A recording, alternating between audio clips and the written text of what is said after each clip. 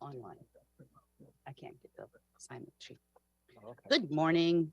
The March 14th, 2023 meeting of the Public Safety and Human Services Committee will come to order.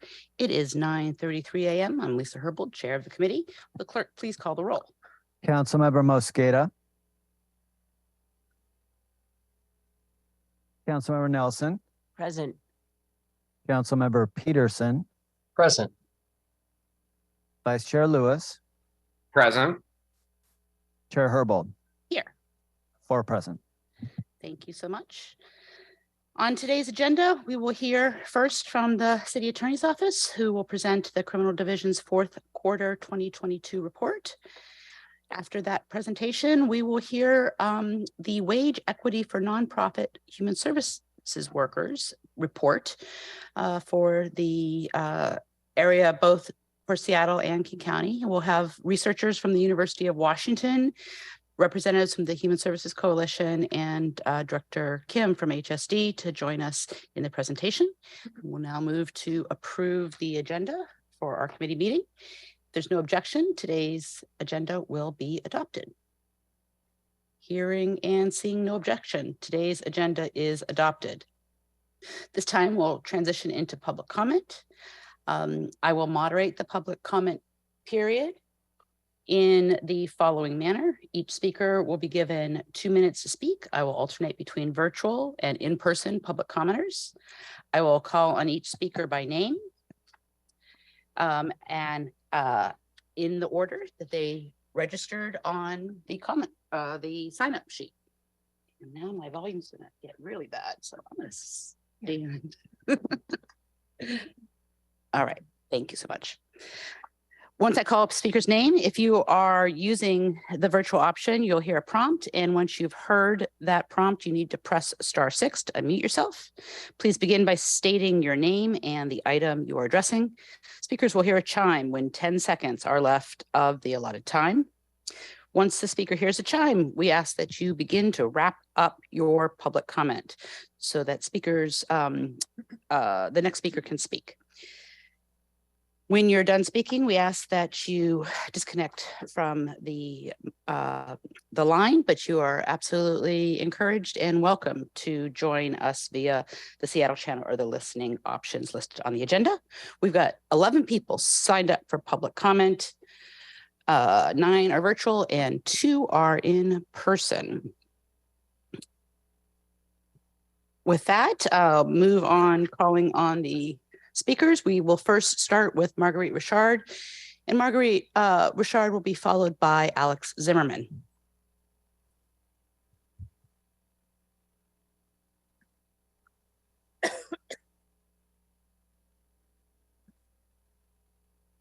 Yes, my name is Marguerite Richard, and I don't see my face, but I brought a mirror. Oh, there you are. You're looking pretty snazzy today, aren't you? I brought a mirror.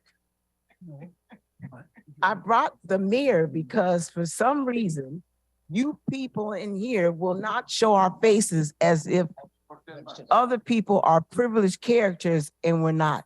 That's blatant discrimination. And we have attorneys up in here. Now, we're going to talk about crime. They say crime doesn't pay, but it pays you. So I'm calling on a citizen arrest for all the folks that have been involved with me for all these years, practicing racism and discrimination, which is discrimination is illegal in this country.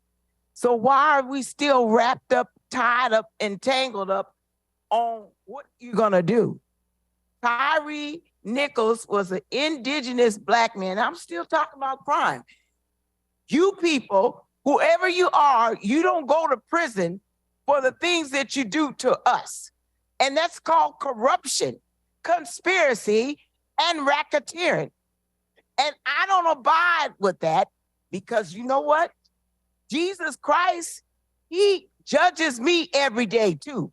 How come the wrath of God ain't fell on your head yet for all the disgusting, menacing stuff that you have done to people where they can't hardly lift up a finger, let alone rent a house? Lisa Herbold, how much is it to rent a house now? if you're coming from a slavery background and the so-called civil rights is dead. Just like the song said, Freddie's dead. It's dead. If you sow to the flesh, you reap corruption. And everything is corrupt right now. That's why I came down here to tell you again. Do you want to hear some more from me? Thank you. Our next speaker is Alex Zimmerman. And Noel, I've got Noel. I'm good.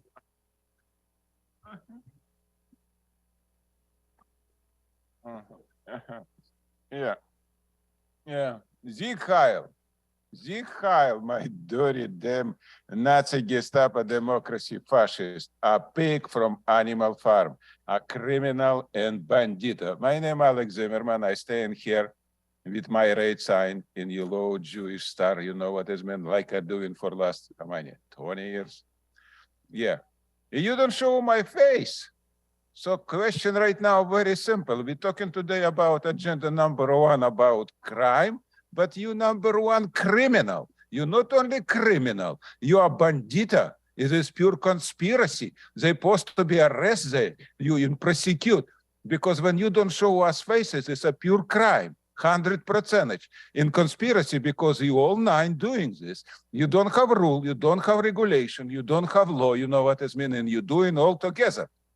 Supposed to be doing separate, but you all doing together. It's a crime, it's conspiracy. You're supposed to be spent all in jail for 20 years. I demand what the Seattle prosecutor prosecute you totally. How we can stop in crime in street when we have a 9 consul who for 10 months don't show us faces. It's enough spent in jail the rest of your life. In civilized country, you all supposed to be prosecute. All of it. No rule, no regulation, no law. Total conspiracy. You know what this means? Is this go for 10 months. We complain about this dozen times to everybody with peril. You know what this means, and nothing changed. I right now complain to Attorney Criminal Division. Arrest this crook, a criminal, a bandita, a racketeering who broken criminal law because it's 100% conspiracy. A conspiracy is a crime in all civilized country.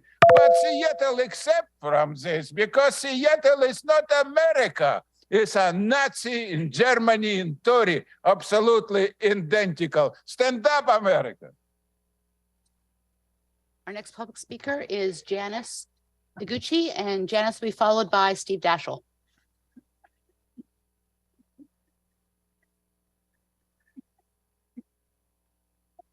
Good morning, Chair Herbold and council members. My name is Janice Deguchi, and I'm Executive Director at Neighborhood House.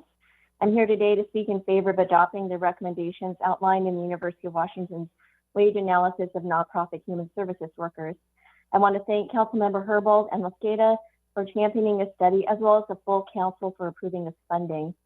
Low wages are preventing Neighborhood House from being able to fulfill our mission, and here are 3 examples.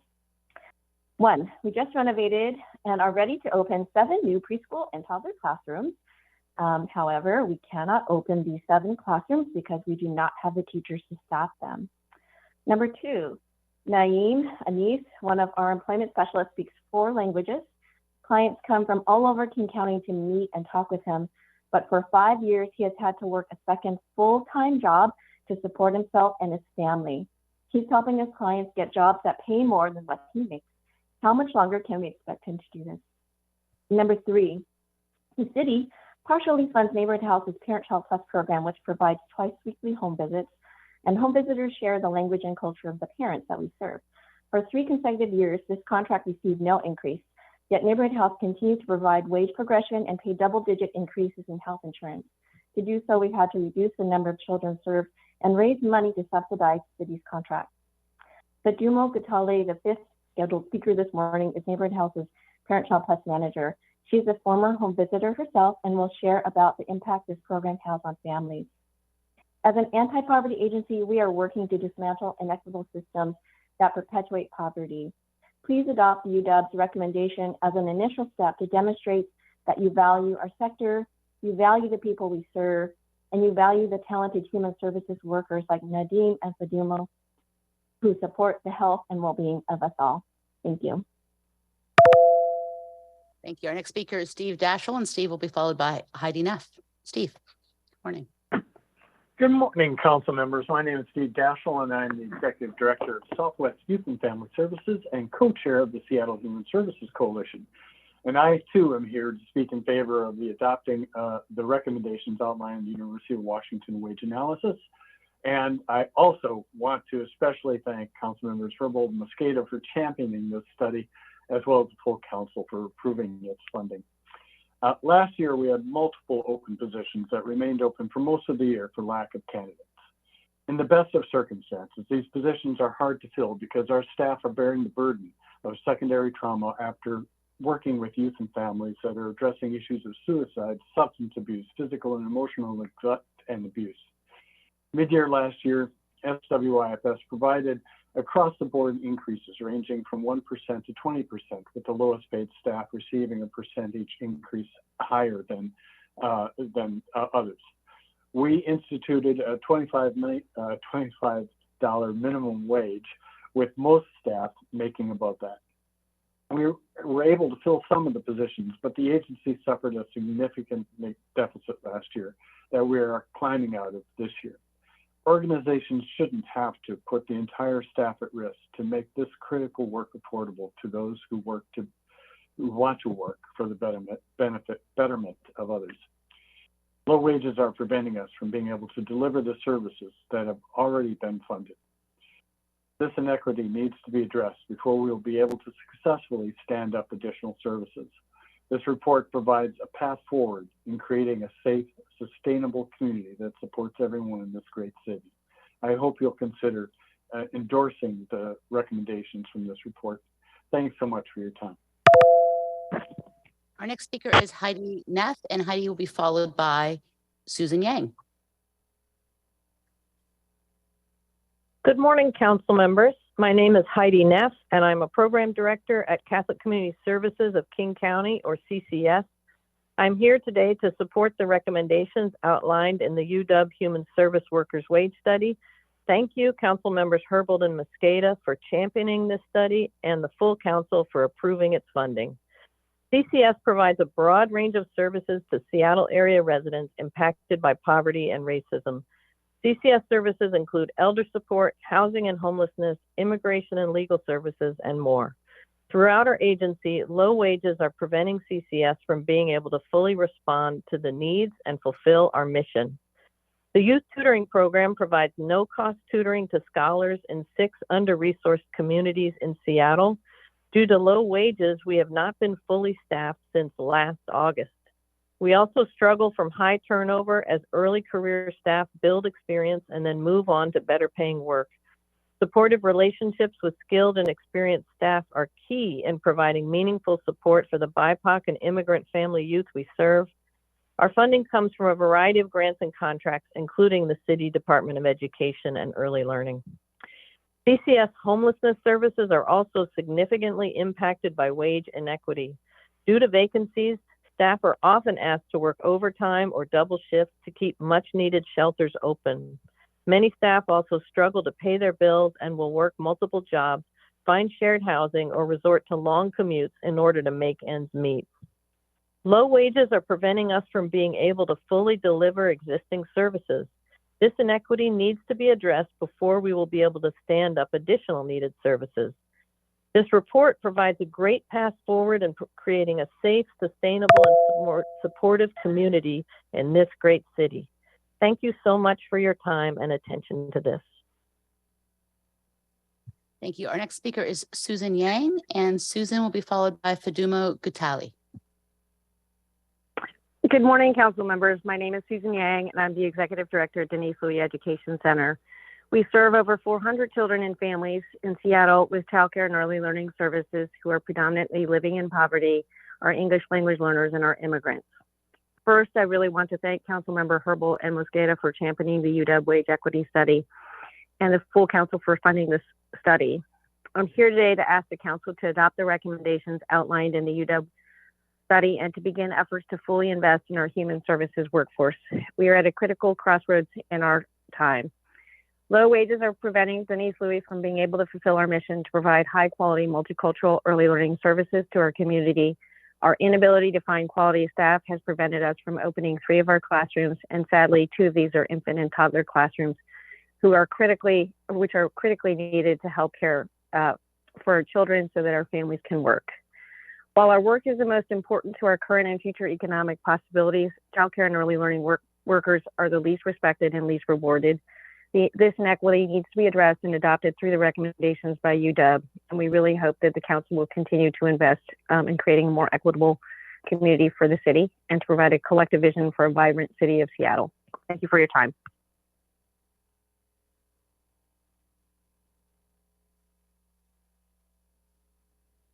Looks like our next speaker, Faduma Gatali, is showing is not present, so we'll move down to Jesse Friedman, and Jesse will be followed by Howard Gale. Good morning, Chair Herbold and committee members. My name is Jesse Friedman, and I'm the Policy Director for Youth Care, here speaking in strong support of the recommendations of the wage equity study you'll hear about today. A big thank you to Council members Herbold and Mosqueda for championing this study and the full Council for approval. The study lays bare the finer details of what all of us know too well. Our frontline workers are underpaid, putting both their own stability and the stability of our entire human services sector at risk. Youth Care serves over 1,600 young people experiencing homelessness annually through our drop-in centers, housing, educational, and workforce development services. Each of our programs has a staffing shortage. Our staff can't afford to stay in this work, often leaving for the better paying, better benefited jobs outside the human service sector that make living in our expensive region remotely possible. High turnover rates mean that our young people don't have a consistent, trusted adult to form a relationship with. It means we can't offer the kind of support that young people need to move towards stability and wellness. It also means that our workforce is less experienced and less trained. Due to lack of staff, Youth Care currently has our 2 underage 18 programs consolidated into 1. That means more children living unhoused or in unsafe situations. One of our age 18 to 24 programs is closed altogether, and another new one was never able to open. Our staff works 24/7 with young people in crisis. They're dealing with the region's biggest challenges head on every single day. And the truth is we can't give them the support that they deserve alone. While we have been able to implement modest wage increases over the past several years, like many organizations, Youth Care is in a deficit budget. And that's why this report is so critical. It shows that the current system can't hold. It's a call to action for nonprofits and public and private funders to create a better system for our frontline workers that so deeply and urgently need and deserve it. Big thank you to Julia Strakowski, Jason Austin, and Tree Willard for leading us in this work, and thank you all for your time. Thank you. Before we move to our next speaker, which is Howard Gale, and Howard will be followed by Jen Musia, I'd like to have the record reflect that Councilmember Mosqueda, who did let us know in advance that she would be a few minutes late, has joined us and has been here for most public comment. Moving on back to public comment, Howard Gale. Good morning. Howard Gale with seattle.gov. Today marks the 8th week since Janavi Kandula was killed by a speeding SPD officer. Have we forgotten Janavi and the serious questions still left unanswered? For example, despite varying claims by Chief Diaz concerning the reason or requirement that an SPD officer was speeding to the scene of a medical emergency, Publicola reported last week that the emergency involved a person suffering a panic or anxiety attack rather than an opioid overdose. This indicates that Chief Diaz intentionally misled the public and that there was no reason for an officer to be speeding to the scene. Further, after 7 weeks, the SPD has failed to release any in-car or other video, 911 dispatch audio, or any SPD radio traffic concerning this incident. This stands in stark contrast to the SPD policy and practice over the last 7+ years to release these records within 72 hours of a police-related death. Again, only recently did Publicola obtain the audio of the 911 call, something still not made public by the SPD. From news video taken shortly after the accident while EMTs were attending Janavi, it appears that her body was displaced over 150 feet from where she was struck, suggesting that the SPD car was traveling at an extremely high rate of speed, failing to brake until after hitting her and or dragging her for half a block. Will Janavi, a victim of SPD's failed accountability, also now become the victim of a so-called police accountability system that creates a facade of accountability and service to moving on and forgetting. Will this council's allegiance to a failed accountability system be the motivation to forget? For council members leaving after this year, is this the legacy you wish to leave behind? And for those council members running for re-election this year, trust you will be faced with these questions at every public appearance. Thank you. Thank you. Our next speaker is Jen Musia, and Jen will be followed by Nathaniel Lyon. Good morning, council members. My name is Jen Muse. I'm Executive Director at Ballard Food Bank and co-chair of the Seattle Human Services Coalition. I'm here today to support the recommendations outlined in the University of Washington's wage analysis of nonprofit human service workers. Thank you, council members Herbold and Mosqueda, for championing this study, as well as the full council for approving its funding. Human service providers are professionals who provide a critical service. Our colleagues perform an incredibly important role every day as they connect with community members to help them access food, housing, mental health services, substance use counseling, case management, and so much more. Our city is in a state of crisis with rates of homelessness at an all-time high. We urgently need the skills of dedicated and experienced human service providers to help address this crisis. However, many organizations are struggling to hire and retain staff when wages are far below what it costs to live in this city. As an example, at Ballard Food Bank's Community Resource Hub, we partner with agencies in our community that offer critical services that our clients need to access housing, behavioral health, and more. Yet many of these agencies are understaffed and struggling to hire and retain. Because of this, staff have extremely high caseloads as they work fervently to provide services to our unhoused neighbors. When agencies are understaffed or have high turnover, then our community members are unable to access what they need the most. Our community needs more services, not less, and lack of services compounds the challenges we are facing across our city. To have the level of services we need to address homelessness and have a thriving community, we must have the capacity to invest in our staff teams at a level that recognizes their education, experience, and responsibility. This report provides a path forward in creating a sustainable, thriving community that supports everyone in this great city. Thank you for your time. Thank you. Our last person signed up to speak virtually before we go back to in-person public comment is Nathaniel Lyon. And after Nathaniel, we'll be going back to in-person public comment with our last speaker signed up, and that's as Hane Smith. Moving back to Nathaniel. Thank you.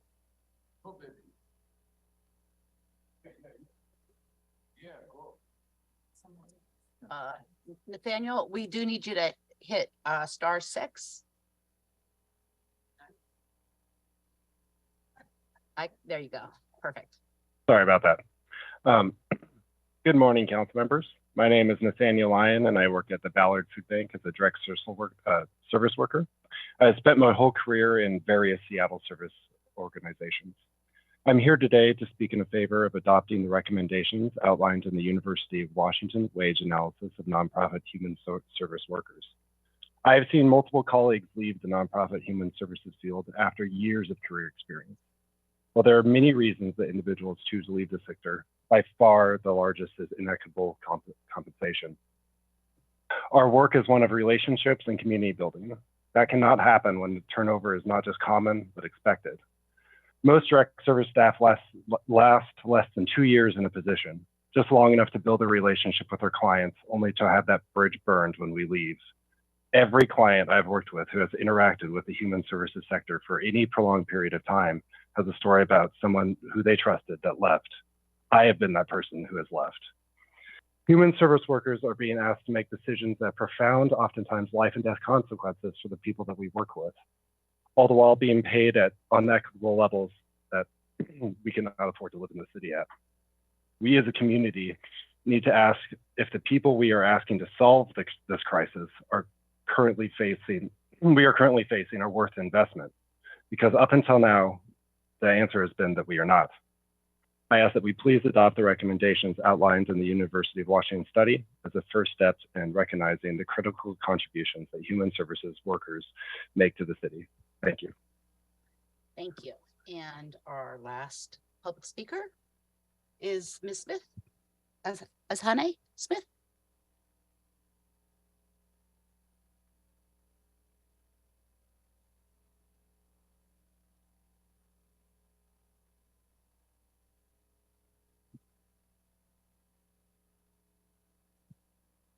Hello, everyone. My name's actually Ajane Smith. For one thing, I have to say is when I think of an attorney's office for criminal division, and I think about criminal and who people label as criminal, I see my color.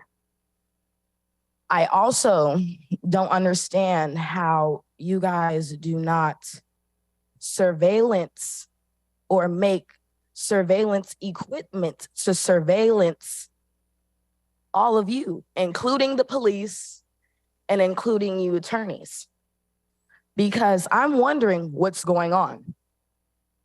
Also, wage equity study for nonprofit human services. There needs to be a wage equity study among the city of Seattle, because nobody wants to work for you guys. I'm telling you right now, I don't even want to work for you. Why? You don't pay your people. And on top of that, your housing is ridiculous. And I'm 23 years old and I've been raised in Seattle and I'm homeless. And there's many homeless people who are in my age.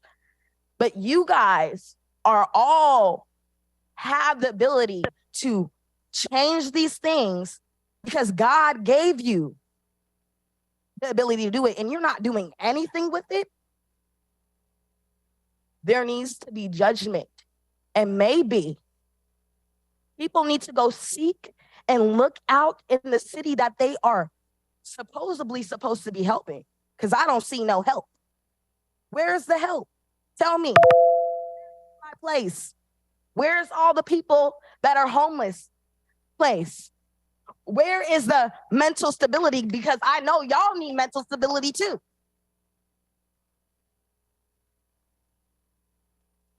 Thank you. That concludes public comment for today. We'll move on to the first item on our agenda. We are joined by presenters from the City Attorney's Office. Thank you for joining us today. They will be presenting the City Attorney's Office's Criminal Division fourth quarter report. Really appreciate your being available to present on short notice. And if we could just start with a quick round of go-arounds, and I'll have a couple other words, and we'll let you start in on the presentation. Thank you. Thank you, Councilmember Herbold. Thank you for the invitation to be here today to present and to be here in person. It's nice to be back. I'm joined by my colleagues, Per Olaf Swanson, who was the data analytics manager for the Seattle City Attorney's Office, and Natalie Walton Anderson, our criminal division chief. We are here on behalf of City Attorney Ann Davison to present the quarterly report for the City Attorney's Office Criminal Division, and Per and Natalie are going to go into that in just a second. But before they do, I want to start by just noting what kind of incredible investment, extraordinary effort it is to produce this level of transparency. And that's really a reflection of Ann Davison's commitment to transparency about our criminal justice system. The presentation that Per and Natalie will provide today is really a preview of a 53-page report with 120 different charts providing detailed, exacting data on all of the activities of the criminal division. That really is unprecedented for the city, and it reflects an extraordinary commitment because we have to extract that data. Per here extracts that data from a system, a data system that is over 25 years old and is going to be replaced later this year. So without further ado, I'll turn it to Per and then Natalie will follow. Sure. And just before we jump into that, I just wanted folks to viewing public and council members be aware that the report and the presentation are linked to the agenda. It is a 53-page report. It is full of visuals, and that is very helpful. The presentation itself is condensed, and I think shows some highlights from the report, but there's a lot of great information within the report itself. So thank you. Thank you, Councilmember Herbold and Deputy City Attorney Lindsay. So this report, I'm going to go over some high level, just basics to give you an idea of the state of what we're doing, not get into some of the finer details you'll find in the whole report. Starting off, just looking at a timeline of the referrals our office gets, and to define what that is, a police officer will write a report when a crime is sent to the office, but that report can have sometimes multiple people on it. So a referral is a person per report. And that's sort of the best measure of what the office does, because each person is an individual, unique one. We don't necessarily file on both. We could file on one, decline the other. And so that's sort of the baseline of a lot of what we do is this term referral. As you can see, for the last year, it's been pretty flat at between 27 and 2,800 referrals a quarter. It's a little higher than the lows in 2020 and 2021, but still below what we were getting before 2020. To dig a little deeper into that, not every referral is the same. So that we break our referrals into 3 different categories: domestic violence, non-traffic, non-domestic violence, and criminal traffic. And you can see that while our referrals have been pretty much constant, the makeup of them is not necessarily. So in 2020, the criminal traffic referrals dropped significantly. A big part of that was we get much fewer driving with license suspended referrals than we used to. They're pretty much only ones that are attached to DUIs and other more serious criminal traffic misdemeanors. And then also the non-traffic, non-domestic violence referrals have dropped significantly. You can speculate what that is. It's well correlated with the drop in police staffing. And domestic violence referrals have not changed much. And that's also, most of those do not originate with police on views. They originate with witnesses or victims themselves calling them in. And so that's more indicative of what, like it is less affected by the reduction in police staffing. Councilmember Herbold, I believe your office had asked about assault with sexual motivation specifically, so we put that into the Q4 report.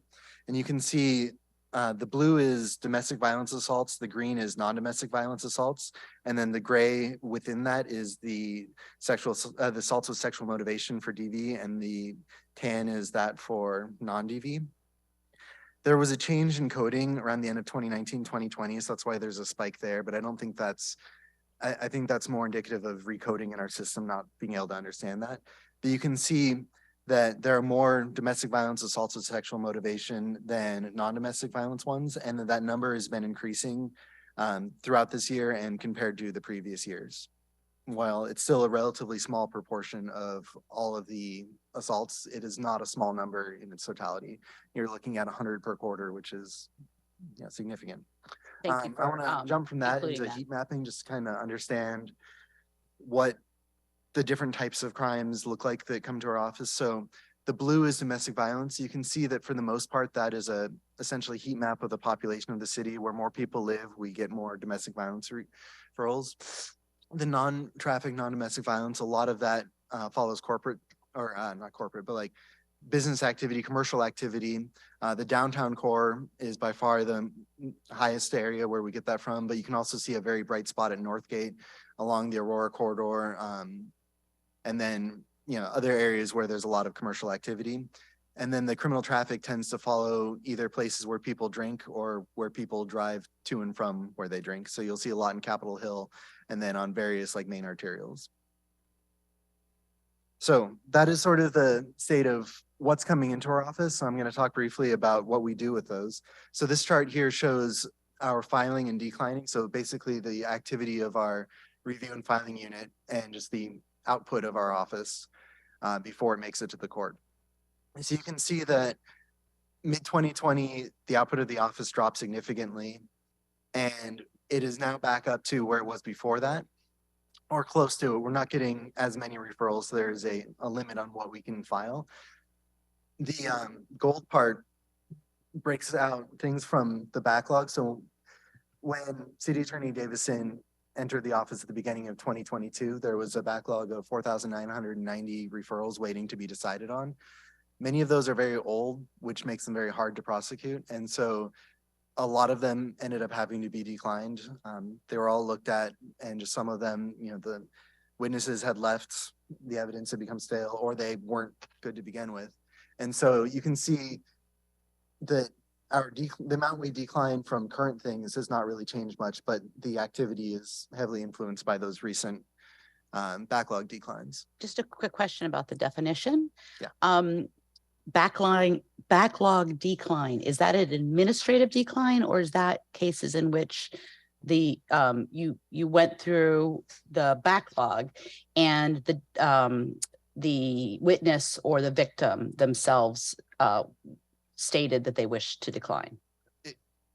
I'll say, we went through all of the cases, and some were declined because of a lack of witness cooperation or contact, and some were declined for other reasons, for example, because of the age of the case and what the case was. For example, a 2-year-old trespass case, we made a lot of administrative decisions to decline those cases. Thank you. And Per, before we go on, I see that Councilmember Mosqueda's hand is raised. Thank you so much for keeping an eye out. Councilmember Mosqueda. Thank you. And thank you, Madam Chair, for announcing me. I'm sorry I was a few minutes late, but great public testimony this morning and a packed agenda. So I have a few questions, but I'll try to keep them relatively short. Hello, everybody. Good to see you.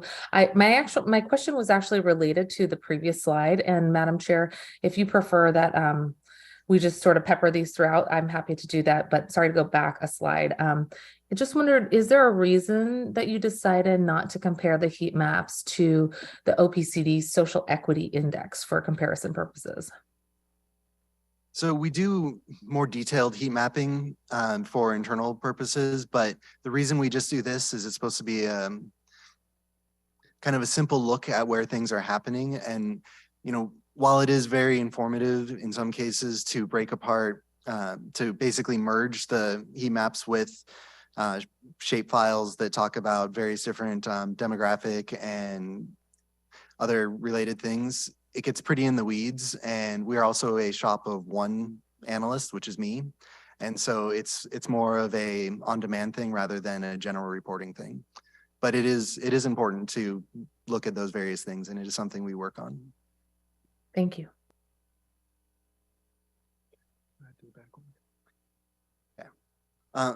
And we do have in the report detailed breakdowns of individual council districts if anyone has questions specific to that.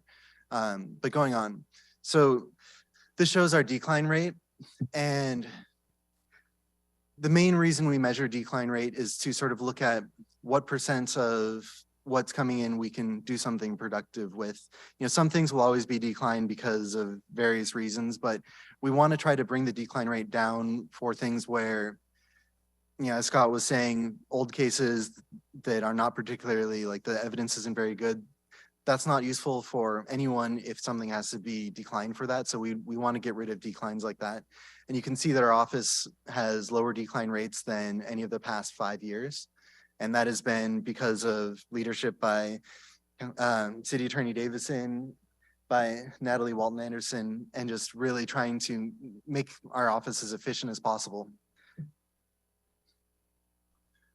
Something we announced last year that was very important, and also a big part of why the decline rate is lower, is our close in time filing, trying to file or make a filing decision as quickly as possible when we have an incoming referral. And so you can see that things started out very well. Q2, it was just a couple days. It got a little worse throughout the year. There were staffing issues that Natalie will talk about a little later. But that overall for the year, we had a median time to make a filing decision on 5 days, which is basically saying a victim can expect to wait about 5 days to know whether or not we have decided to prosecute the case they are a victim on. And that all leads into the backlog. So as I said earlier, the backlog of cases waiting to be reviewed was 4,990 when City Attorney Davison took office. And so you can see quarter by quarter what was done to that. The close in time policy had a great effect. It made things more efficient. We were able to work through more of them. Some staffing issues started to happen in the third quarter, which slowed it down. And then we initiated a special project of basically pulling some attorneys aside, using tech to just streamline things, and just really looking for referrals that were just not prosecutable, kind of low-hanging fruit that we could get rid of because we wouldn't have been able to prosecute it anyways, and it takes less time to decline something than it does to file. So, Councilmember Mosqueda. Oh, I'll let you do it. go ahead, Councilmember Mosqueda. Thank you, Madam Chair. Could you elaborate a little bit more? When we see on page 9 of the report, the graph shows the steep decline in timely filing decisions after Q2 of 2022. Can you talk a little bit more about what the norm is for filing decisions to be about 50% or below? sorry, page 9 of the report or of the slides? Page 9 of the report. Perhaps it's more related to the previous slide. If you want to come back to it, that's fine. I don't want to keep us toggling back and forth between the slides, but. Yeah. So.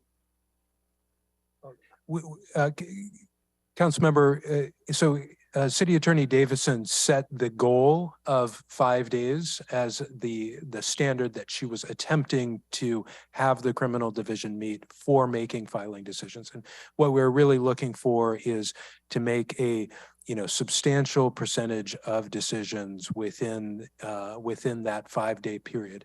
That was her goal. I think that's consistent with best practice, but there's no national standard for filing decision times. I will say there are certain cases that by their very nature, particularly domestic violence cases, will often take longer than 5 days before a filing decision is appropriate, but that 5 days for the bulk of misdemeanor cases that the city attorney's office receives is the goal that City Attorney Davison set and what we continue to try and achieve. Okay. Thank you, Scott.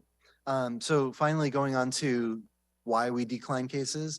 This is sort of a timeline of various groups of reasons. So a big goal of the office was to try to not decline things because we weren't able to get a hold of the victim for various reasons. A big part of the close in time was because you want to be able to have close in time contact to the victim as well as accountability.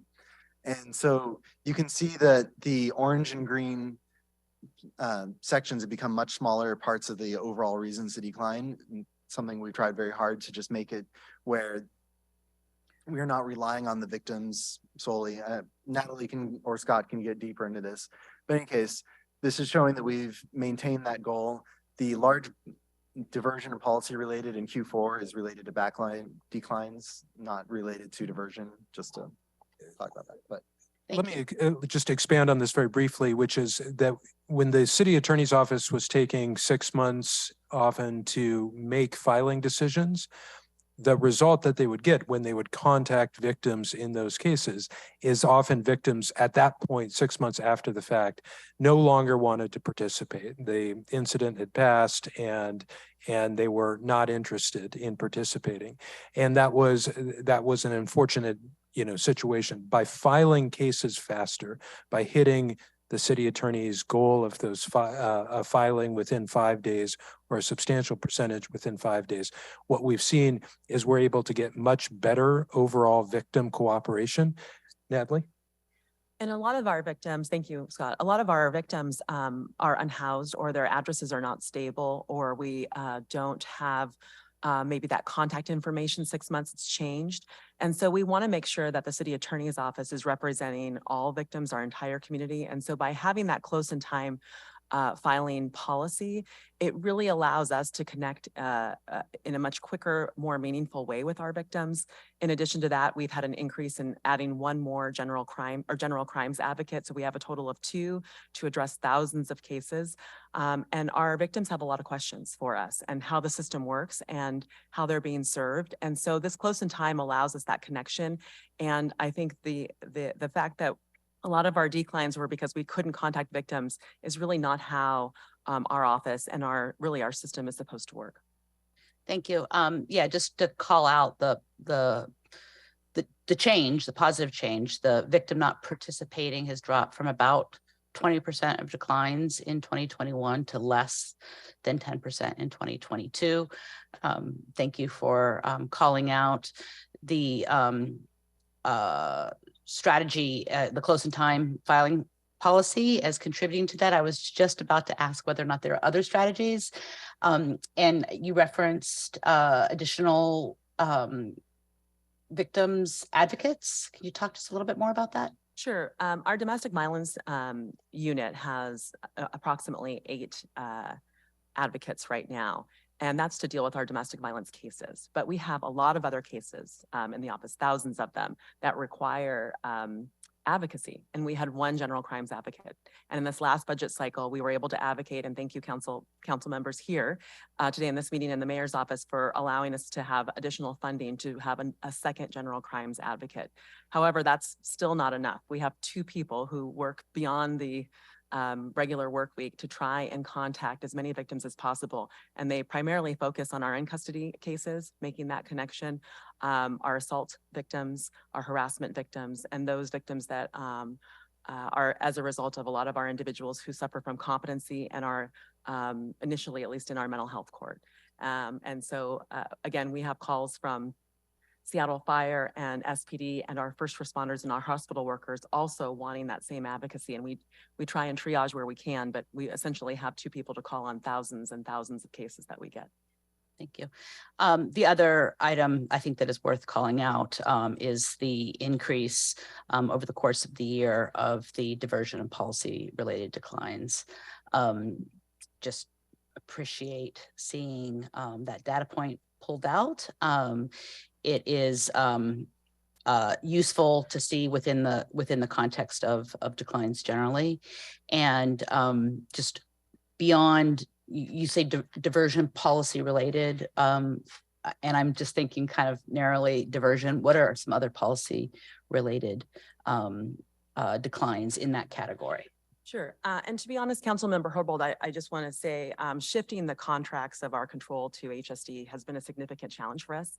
In the first, I would say, 3 quarters, we worked with HSD, and ultimately, you know, the transfer of work, they had to staff up, and I recognize that, having to make those adjustments and transitions. And so, you know, I want to express my appreciation to the interim director, Tanya Kim, because upon communicating with her, we've seen an improvement in the last quarter where our pre-filing diversion, we have 2 prosecutors that are currently there and a paralegal. We've been able to shepherd a lot of our community-based contacts to try and create some diversion pilots.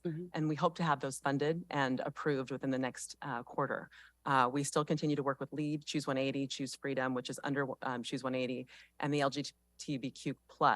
But you know, prior to this year, we had the ability to sign our own contracts and be able to start those programs, and we've had to rely on another agency, and that has hampered our ability to expand diversion to the extent that we wanted, and I think what council wanted. Yeah, we have been tracking the saga of getting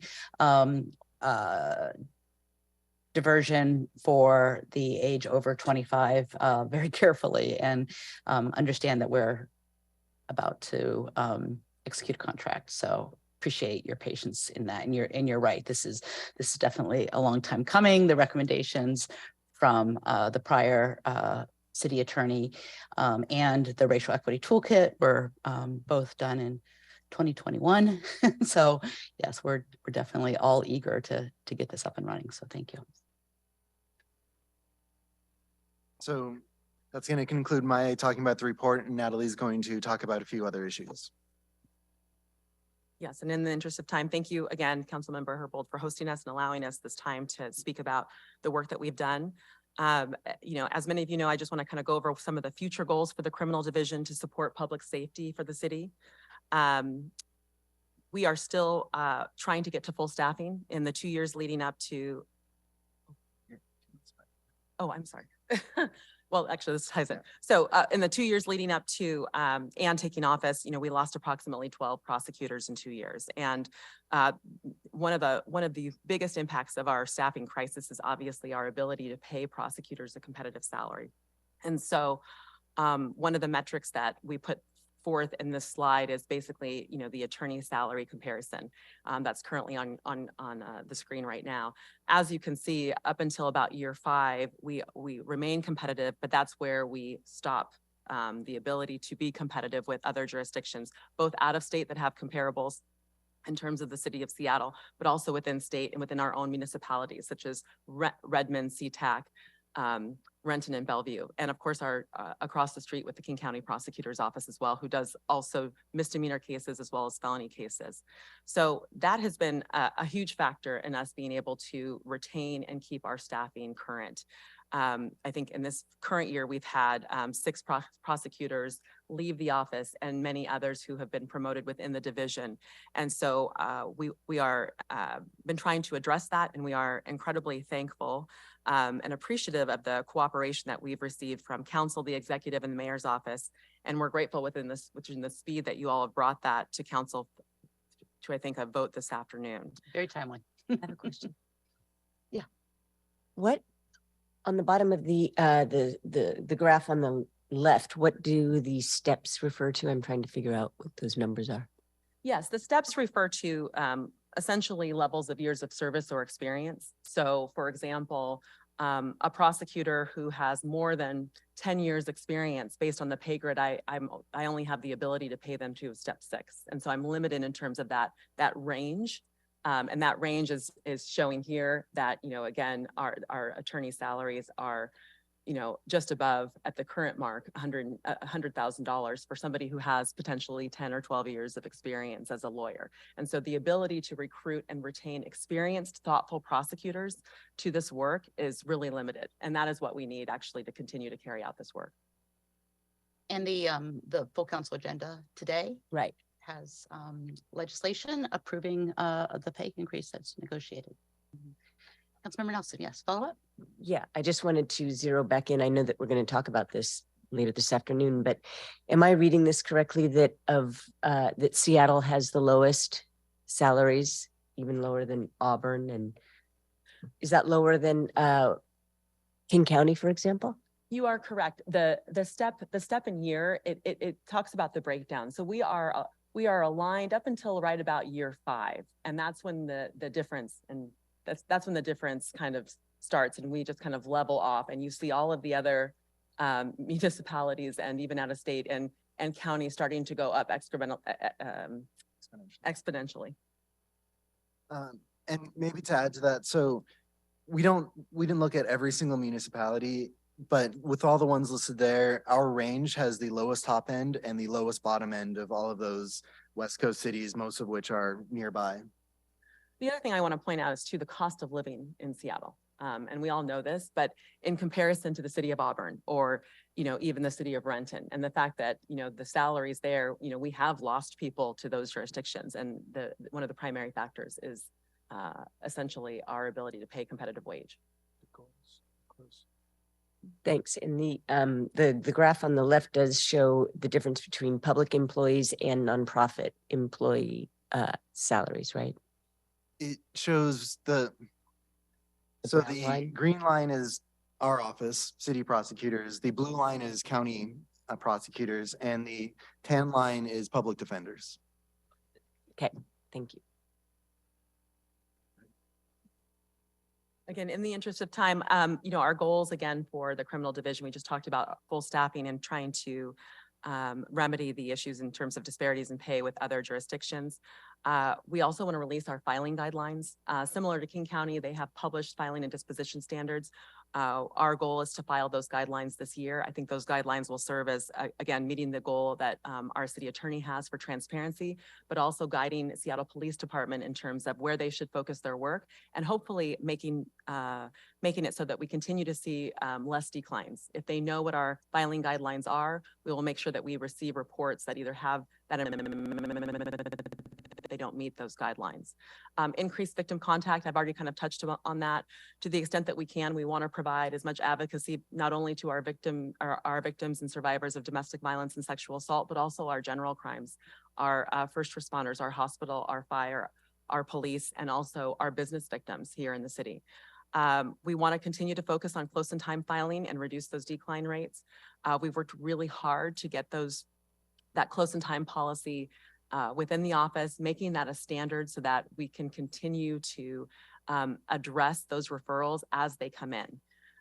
In addition to that, we see, just as everybody does here in the city, an increase in individuals suffering from untreated mental illness and substance use disorder. And we want to work with our partners on restoration and competency and what we can do with that. Later on, actually very shortly, we will be releasing a report. We launched our high utilizer initiative about a year ago with the goal of finding the right response and reducing the impact that this population has on our community, and a myriad of our courts and city agencies. Predominantly, the issues are substance use disorder, and we've seen a lot of success and significant impact and reduction on the number of referrals that our office is receiving from this population. What's also been key is the partnerships that we've had with the Seattle Police Department, the King County Prosecutor's Office, the King County Jail, and our community providers, specifically those with Evergreen Treatment and LEAD, and working with us on individuals that also may be named as those that meet the high utilizer initiative criteria, but are also engaged in those programs. The City Attorney's Office, again, will be releasing a year-end report focused on our outcomes, and we look forward to sharing that report with council and our community members. Thanks, and look forward to having you back to hear that. Just one additional quick question, something from the report itself, not pulled out in the presentation. On page 18, regarding LEAD, it says that the City Attorney's Office has started to track these clients with much greater detail. The department has integrated better client tracking as to overcome shortcomings in the current criminal case management system. And we're working on putting in past clients, but currently only have historical clients for the year 2022. Can you just talk a little bit about what you're tracking and how you're using that information? Sure. So our current criminal case management system does not have the resolution that I think council would find helpful. So I've had them writing down a journal of what happens when there's a hearing, things, outcomes, warm handoffs, treatment kind of things. And so from that journal, we're pulling out additional data, which you can see on pages 19 and 20. So for instance, you can see what types of court calendars they go into. You can see some of the, I guess even page 21, like the hearing outcomes. It's not an inclusive list because there's a lot of kind of one-off little things, but generally like what it looks like for a lead client. And so hopefully like that gives enough information for what you need for your decision-making, but we are working on continually expanding that. What did you say you don't have? Our criminal case management system currently doesn't have the ability to track any of this. So we've had to do it in an Excel sheet separately, which is time consuming, but hopefully the extra information is useful. Councilmember Nelson, the system that the City Attorney's Office uses is 25 years old, called Damien. It's very antiquated, very difficult. That is, there's a big project to replace that this year. With a more modern criminal data and entry system. But what it doesn't allow for doing things like tracking lead data. So we're doing a lot of that manually on the side and trying to share that as quickly as possible with you. That seems like it would be important to make sure that the programs are working. Right. May I add something to that, Councilmember Nelson? Coming from King County, we had a much more sophisticated data system that could track at least the prosecutor's engagement with lead clients and what we were doing there in terms of outcomes. Working with the LEAD program, I know that there's been many years where they've been trying to get a database together to kind of provide those outcomes. One problem with our City of Seattle database is the age of that database. It's difficult to transfer information back and forth to that because it's out of date. And so we're very hopeful in this new CCMS system that we can communicate with the LEAD database and hopefully see those outcomes also coming from LEAD and PDA in terms of recidivism data, those types of things that I think would be important again for those decisions to be made. Excellent, thank you. Thank you. Councilmember Mosqueda. Thank you very much. I was wondering if we could go back to slide 10 of the presentation.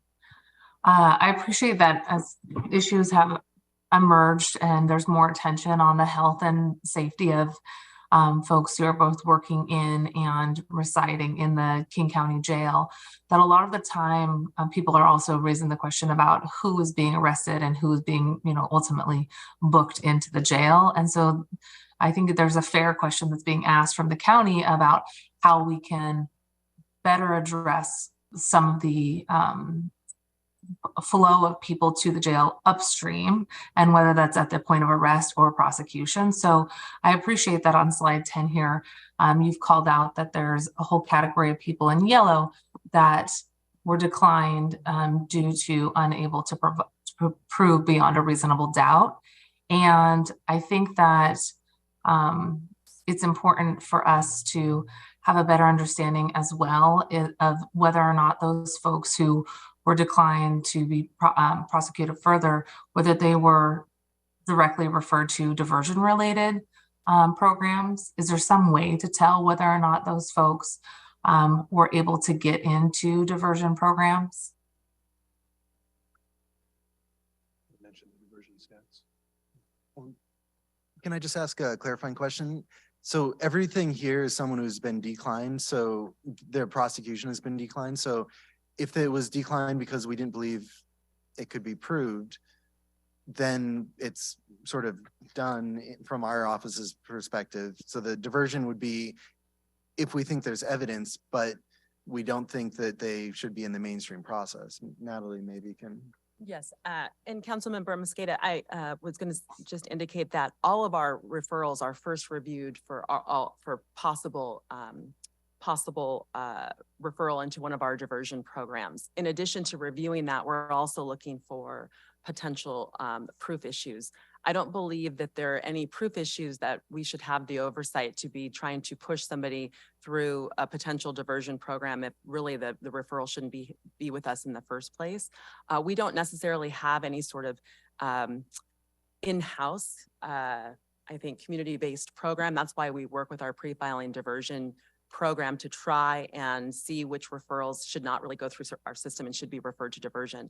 But from my perspective, if a case comes to us and there's not sufficient evidence, it should stop right there. I recognize wanting to help and engage with people who obviously need those diversion services, but our role as a prosecutor is to only be handling cases where we feel like there is sufficient, if not more than sufficient evidence to move forward and have us be involved.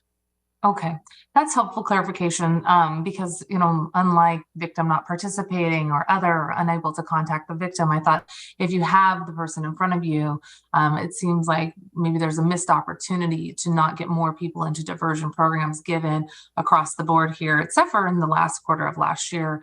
All of the diversion related referrals are much smaller than unable to prosecute. But what I think I hear you saying is, if you take a look at the case and you say, the team says, hey, these folks shouldn't even be here in the first place, then that's a helpful clarification. I think that also signals to us the further upstream conversation that we will continue to have with SPD as well about who is being brought into the criminal justice system in the first place. If there are this high number of people who are coming to the city attorney's office and you're your team is unable to prove beyond a reasonable doubt that there was an issue to begin with, and they're not good clients for diversion programs because there was not reason to believe that diversion was the best alternative for them, then it seems like we still need to have more upstream conversations with SPD about how and why some of these folks in that yellow category are being brought into the system in the first place, given that we know that there's harmful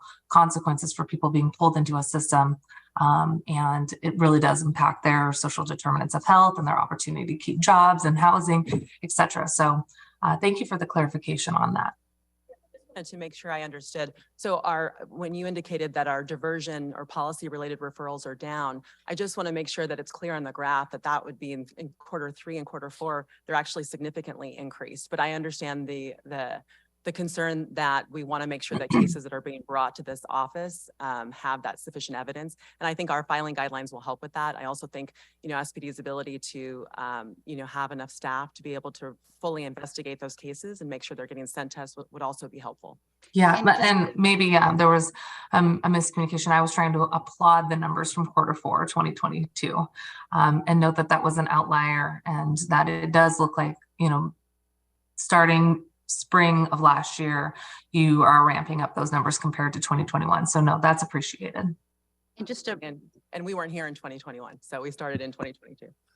Just a reminder that that's right. The city attorney's lead portfolio is a very small fraction of the lead portfolio. The vast majority of the lead portfolio is pre-arrest diversions. So that's, I think, getting to some of the comments that you made, Councilmember Mosqueda, about upstream diversions before cases are referred to, before their arrests and referrals to the city attorney's office. So again, the lead portfolio that the city attorney has is a very small fraction of the total lead portfolio, the majority of which is pre-arrest diversion. Councilmember Nelson. Yeah, I had a question. What is it? Can you give us an example of some of the proofs that you don't have in order to go forward with some of these cases? What are you talking about unable to prove? So what is the issue?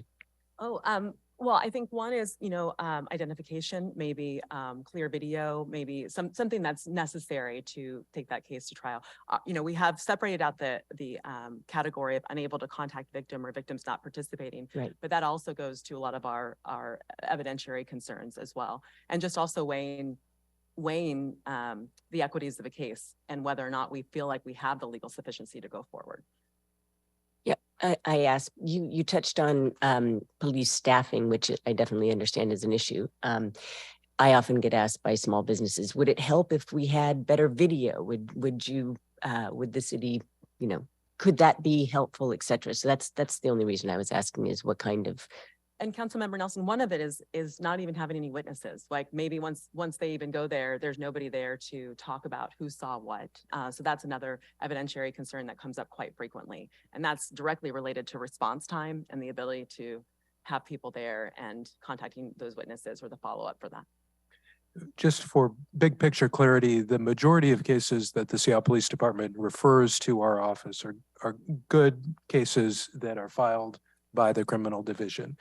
And they're always, it's natural in a criminal justice system to have some tension, and a good thing to have some tension between the prosecutors and the police to make sure that they are, these cases are really legally sufficient before proceeding. So I think there's a good, healthy tension. One of the ways, though, that we're looking to reduce the decline rate, meaning file more cases to make sure that SPD's time is not wasted as well, is with more report writing training for officers, so that officers make sure that they're putting in their reports the first time all of the information that the prosecutors will need to take that case all the way to trial. One of the challenges in the staffing crisis is that 5 years ago, it may have been the case that a prosecutor could reach back out to an officer and have some small point of follow-up. That's very difficult today because the officers just don't have the time. They need to be out on the streets. And so it's hard for them to respond on a theft case from 3 weeks ago when a prosecutor has a question. Thank you. Just continuing the conversation around these declines, the category unable to prove beyond reasonable doubt, would it be correct that this category would include individuals with competency issues to being able to be competent to stand trial? And obviously, we've heard a lot about the efforts of the county prosecutor to bring attention to the state's obligations in this area.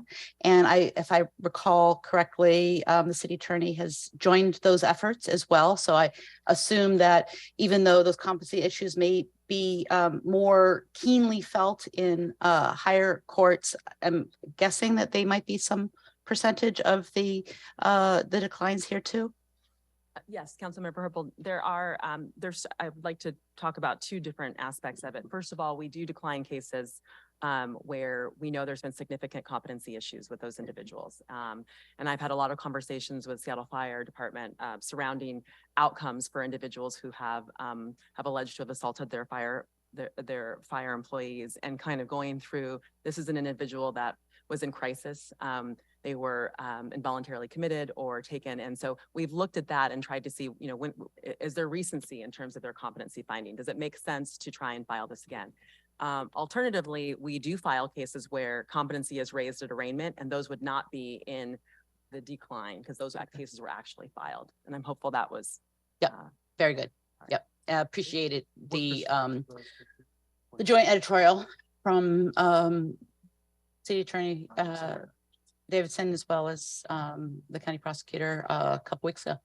Glad to see that we're helping to raise some of the issues surrounding the state's failure to adequately address the fair and humane timing around getting folks services when needed, and addressing the issues associated with their detention in jail, their long detention in jail while waiting those services. So really, please send my my appreciation to City Attorney Davidson for her participation, and all of you at the table as well. Thank you very much for your work. Councilmember Mosqueda. Thank you so much. Just wanted to circle back to the racial equity implications as well. I know this is a long, lengthy report. Thank you for this detail. On page 41 of the report, it says that the percentage of referrals of certain races are displayed on page 41. But I would love to see more, as you mentioned, the crosswalk between how those percentages compare to the percentages of the total population, so we can continue to think more about the racial equity impact of various public policies. I recognize that that's not part of the presentation here, but to the degree that we can layer that on for future discussions with your office and the city attorney, that would be appreciated, just to make sure we're always centering our racial equity analysis on public policies, especially as it relates to criminal justice system. Thank you again. Just for clarification, you're looking for not just the information about referrals by race for victims and suspects, but also the different outcomes other than referrals. Is that what you're seeking, Councilmember Mosqueda? Yeah, I think that would be helpful. I also think that it would be helpful to see, you know, how different communities are, when a referral happens to the city attorney's office, how they are ultimately processed, so that we can see if there's any racial justice implications there. A comparison of what the percentage of those referrals are versus, you know, how much of the total population they represent would be helpful for us to know if there's a disproportionate impact. Thank you. Para Olaf has been very, very helpful in adding new data points to coincide with our interests. So I appreciate the clarification of what you're looking for. All right. If there are no other questions, just want to thank you again for your work. appreciate you making time again on short notice. Appreciate all that you're doing and your efforts to accommodate our various interests in future reports. Thank you, Councilmember Herbold, and to all the council members, and thank you, hopefully in advance for your support this afternoon. Very much appreciated. Great. All right, will the clerk please read in agenda item number 2? Agenda item 2, wage equity study. Wage equity for nonprofit human services workers in Seattle and King County. All right, great, thank you. For this presentation, we are doing a split in-person and remote presentation. So we'll see how that goes. Appreciate everybody working together to get this going, and please some patience with us as we get it rolling here. We'll have Council Central staff here with us in chambers, and then we'll have some of our external to the city partners, and also the Human Services Department attending remotely. I think I'll just get started with some introductory remarks while we're getting things set up. We have a number of guests this morning to help us understand the newly released University of Washington wage equity study. This was commissioned by the council, and the intent is to examine pay among human service sector workers. But we're doing a kind of a fresh approach to doing a deep dive on the equity on these workers. We'll have our presenters introduce themselves, and then afterwards I have a few more words before we get started. So Karina and Jen, do you mind starting, assuming you're ready? Semi-ready. Hi, I'm Karina Bull, and I am with City Council Central staff. Hi, I'm Jennifer Lebrecht. I am new to City Council Central staff, and I will be working on homelessness, housing, and human services. Welcome, thank you. And then maybe if the study authors from the University of Washington could introduce themselves. Sure. Hello, Jenny Romick. I'm a professor at the School of Social Work at the University of Washington. I'm Emiko Tajima, also faculty member at the UW School of Social Work. Very good. Next, the Seattle Human Services Coalition representatives. Hi, I'm Tree Willard. I am the Executive Director of the Seattle Human Services Coalition. Thank you. Morning, I'm Jason Austin, Director of Organizing with the Seattle Human Services Coalition. Right, great. And then let's hear from our Human Services Department leadership. Please introduce yourself. Good morning. I'm Tanya Kim, Acting Director of the Human Services Department, and I think we have one more UW researcher with us. Is that you, Shannon, to introduce yourself for the record? Thanks. Hi, I'm Shannon Harper. I'm the Research Director at the West Coast Poverty Center at the University of Washington. Fantastic. Thank you. Thank you. Thank you. All right. So I'm not going to go into too much detail here. We've got a really great presentation. For the interested public, you can find the research and summaries of the findings at socialwork.uw.edu/wage equity study, one word. As mentioned, this study was funded by a council budget action that I sponsored during the fall budget cycle in 2021 at the request of the Human Services Coalition. At the time, during the height of the pandemic, our human services workers were stretched thinner than they'd ever been before, forced to rapidly change the way they operated their programs in order to preserve public health, while struggling with the impact of the pandemic and economy on both the people they serve, their own employees, and in their own families. It's really, really clear that city residents and visitors really rely on our social services sector workers in order to do extremely difficult and demanding work.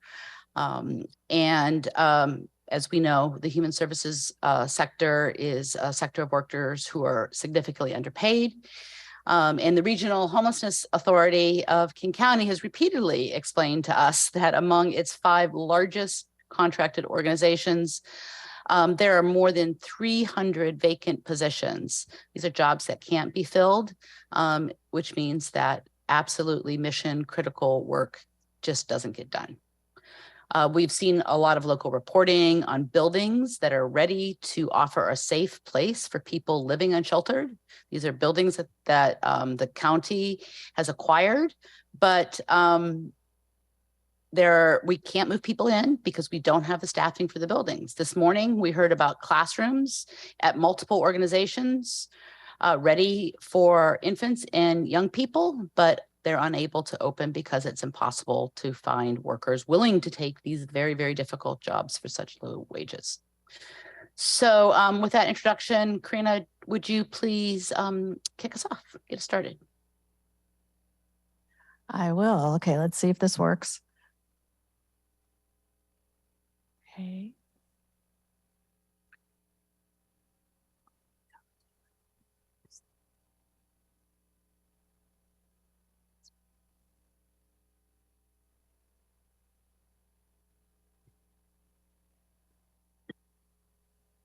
All right, well, I can't get it to show the full screen, but we're short on time here. And so my role this morning was just to set up the stage of how this study was funded. And Councilmember Herbold, you've already provided most of that introduction.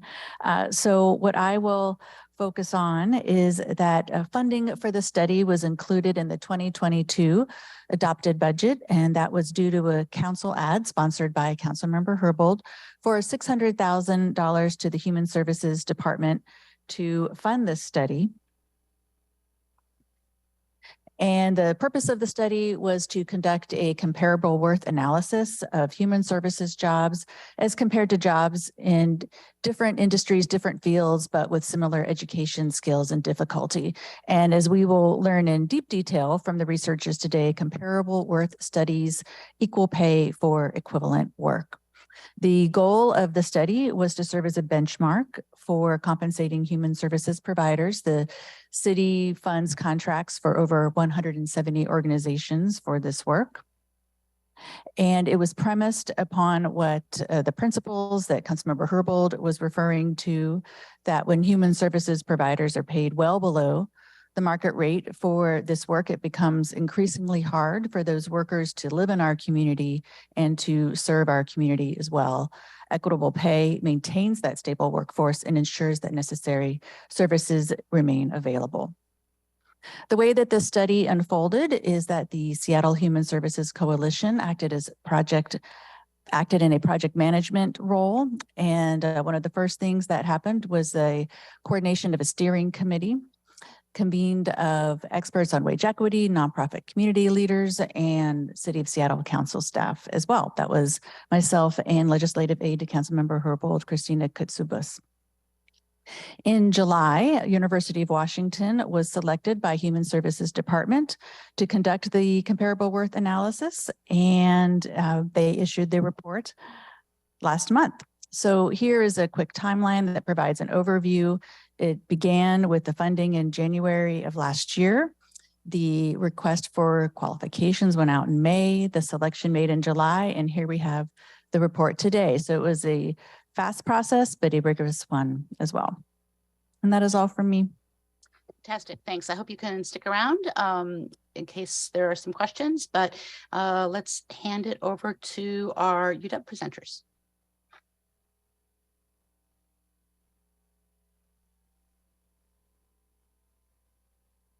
Okay, thank you, Chair Herbold, and to Karina for helping to set the stage there. It's an honor as a Seattleite, it's an honor to be able to work on these research studies that help inform the city. So I thank the full council member for that as well. And Chair Herbold, I trust that you'll let me know if anyone has an interruption. I know sometimes you're slightly politer to external folks than you are to council staff, but I'm happy to take interruptions at any time here.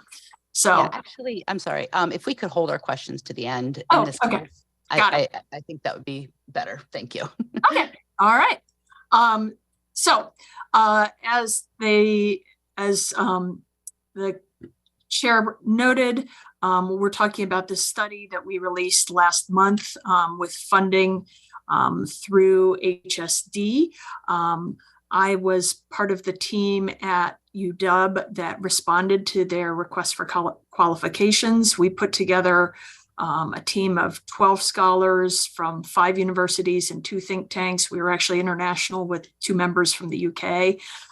We had excellent advice and oversight from the steering committee organized by the Seattle Human Services Coalition. But I will say that our conclusions and interpretations here today are ours alone and do not represent the views of the steering committee or, of course, the City of Seattle HSD. I'll further note that our team, for the most part, were academic-based researchers who are used to publishing in the peer-reviewed literature, and hence we're somewhat conservative in choosing findings to highlight and the standard of evidence behind them. So what I'm presenting here, you can trust that all the findings are backed up by multiple analyses that are showing the same or similar things. And to let you know what our major findings are, achieving wage equity, as the study laid out, for workers at human services organizations is going to require a substantial increase in current wage rates. We performed a market analysis with publicly available data that showed pay gaps of 30% or more facing workers in the human services industry. We also performed a detailed job evaluation based on comparable worth principles that confirms this devaluation. The full report has a set of 7 recommendations. I'll talk about those at the end, but our first one is for a real, meaning inflation adjusted 7% wage increase as soon as possible, and then substantial increases by 2023. This work built on previous work in King County and the region, including this King County funded study about nonprofit wages and benefits in the area. So we went into this knowing that human services workers were paid less than other workers in our region.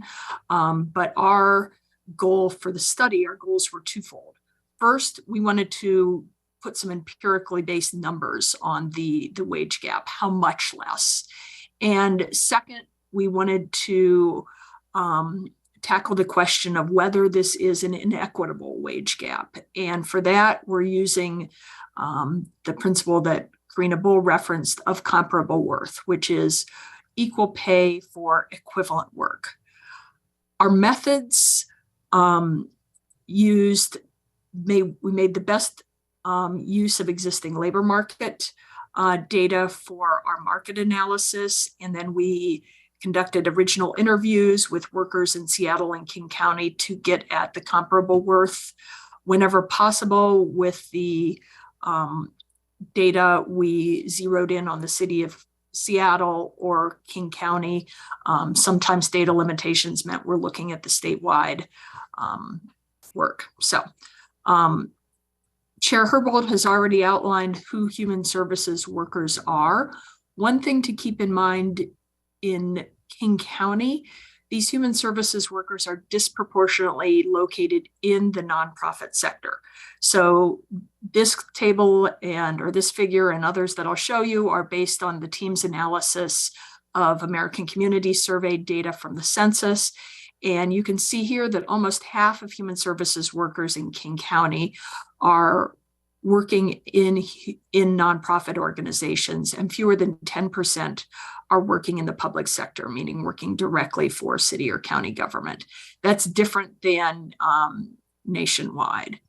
The human services workforce in King County is also disproportionately female, disproportionately Black, and disproportionately part-time. And these things are important because part of who does this work matters for how this work is compensated. So Our study overall is based on an understanding that wage levels reflect who does jobs, for whom, and under what circumstances. We often talk about the labor market as if labor were a commodity like rice or eggs, but that's not the case. Labor markets are built on institutions and shared interpretations of value. And our understanding going into this is that these jobs change over time, and that changes in these understandings can change wages over time. So to our first empirical question of how large are these market penalties, we used the data from the Census Bureau as well as data from the State Employment Security Department. Both these data sources have pros and cons, but this is kind of state of the art in looking at this. For these analyses, we present unadjusted figures, so mathematical means or percentages, and then we adjust them using econometric techniques such as multiple regression. So I'll present both of those going forward. So first, these are medians calculated from the data that show what human services workers make. That's the gradiated bar here, compared to workers in other caregiving industries, healthcare and education, other industries subject to the care penalty, and then the remainder of the economy. So the rest of the jobs in our area, including manufacturing, retail, technology, business services, insurance, trucking, all the other jobs out there.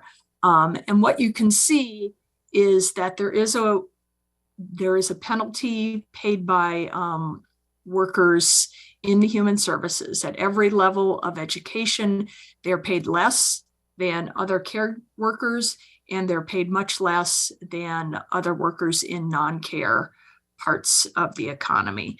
One of our team members, Professor Nancy Fulbray from the University of Massachusetts, is actually a MacArthur Genius Award winner based on her longtime study of the care work and wages. And this was the first time she'd broken out care work into human services and other sectors. And she was really struck by how consistent these differences are. However, we didn't just calculate medians. We wanted to figure out what the true penalty is, controlling for things that might be different across the different workforces, such as education level, as you see here, but also being able to control for simultaneously for multiple things like education level, experience level, race, ethnicity, whether people are married or parents. All these things can affect earnings for better or worse. So adjusting for all of those, we still find a substantial penalty. And these are the numbers I'll return to when we talk about our recommendations. But relative to workers in non-care industries, workers in caregiving industries are paid 11% less. Workers in the human services industry, regardless of whether they're in for-profit, nonprofit, or public sector, are paid 30%. But workers who are both in nonprofits and are in the human services industry are paid 37% less than the general worker in our economy. So again, a strong and consistent gap. We also performed a second type of economic analyses looking at workers who change jobs. This is a complementary analysis. It can't tell you about, it can tell you about changes in wages that aren't affected by an individual's personal skill level or how effective they are at work. But it can only tell us about workers who change jobs. Lower paid workers, those who are closer to entry level, are more likely to change jobs than other workers. So again, it's not representative of all workers, but it can give us another angle onto what happens. This is also, as you heard from the not-for-profit leadership up front in the public comment issue, this is a real concern right now for staffing. But for the purposes of our study, we were interested in what the economics show. Seattle workers who leave human services see a 14% increase in what they're earning per hour a year later. Of course, most workers who switch jobs get a raise as well. But so we calculated, again, using multivariate analyses to control for everything we could control for. And even after that, leaving the human services industry is associated with a 7% hourly wage increase premium. And because human services workers are also more likely to be working part-time, their total earnings a year later increased by 31%. So again, very consistent with the earlier numbers, based only on workers who are likely to be switching jobs. But this confirms the overall idea of a gap. However, part of our job as researchers is to track down all the alternative explanations. Maybe these wage gaps are due in part to human services jobs being not comparable to other types of work. And so for that, we did the second part of the study, the job evaluation analysis. And this is a way of getting at apples and oranges, if you were, between two different types of jobs. Human services work is fundamentally different than work in, say, construction or IT or business services. You might say they're apples and oranges, but actually, if you think about apples and oranges, you can compare them on a lot of different dimensions. You can compare how much fiber they have, how many calories they have, how much vitamin C they have, how much they cost per pound at Fred Meyer or Safeway. We use the job evaluation method. That is a way of comparing jobs based on their specific job factors, kind of like the apple and oranges comparison. Here are the factors we track. There are 13 different factors grouped into 6 different areas, but things like responsibility, effort, knowledge required, the demands of your working conditions. So we worked with our steering council to identify 4 job types within human services and recruited workers from those job types, as well as comparator job holders from a range of jobs outside of human services. We focused on trying to get jobs that likely weren't affected by the gender wage penalties in the same way. All these workers were in King County, and many of them were within Seattle. We conducted these interviews last fall. And the findings overall is that the King County nonprofit human services workers are paid less for jobs that rate as high or higher in terms of job complexity. So going back to this donut, each one of these individual factors is assigned a point value. And when you sum them all up, you get a range from 300 to 1,000, with 1,000 being the most complicated and demanding possible job. The range we saw in human services ranged from 400 to the low 700s, from a teaching assistant in an early childcare setting to someone who was a program director at a housing services organization. Our comparison jobs had roughly the same range, from an office manager to a construction project manager. But the differences are really best understood here head to head. So here's one example, which is the construction manager and the director of housing services. The construction manager requires a little bit more knowledge of construction laws and different principals and subcontractors and things like that. They also have a bit more, they use a different set of mental skills, but similar interpersonal skills in their day-to-day job. The director of housing services has a job that scores slightly higher on emotional demand, and slightly higher on a bunch of different responsibility efforts.